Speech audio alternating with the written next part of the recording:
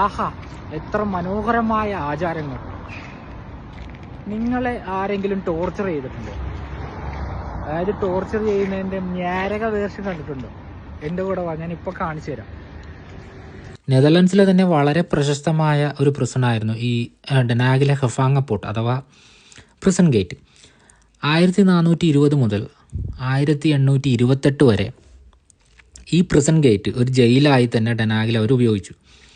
വളരെ ക്രൂരമായ പീഡനങ്ങളാണ് ഇവിടെ വന്ന തടവുകാർക്ക് അവർ നൽകിയിരുന്നത്. സമൂഹത്തിൽ താഴെത്തട്ടിലുള്ളവർ മുതൽ ഉന്നത തലത്തിലുള്ളവർ വരെ ഇവിടെ തടവുകാരായിരുന്നിട്ടുണ്ട്. സമ്പന്നരായ തടവുകാർക്ക് ഒരു രാജകീയമായ ജീവിതമായിരുന്നു ഈ പ്രിസണിനുള്ളിൽ അവർ നൽകിയിരുന്നത്. അതായത് അതിസമ്പന്നരായ ആൾക്കാർക്ക് അവർ വളരെ രാജകീയമായ മുറികൾ ഒരുക്കി, നല്ല ഭക്ഷണങ്ങൾ ഒരുക്കി.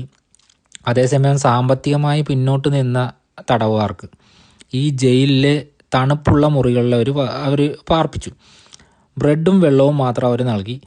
വലിയ വലിയ കുറ്റകൃത്യങ്ങൾ ചെയ്ത ആളുകളെ പൊതുജനത്തിന് മുൻപിൽ അവർ വിചാരണ ചെയ്യുകയും ചെയ്തു.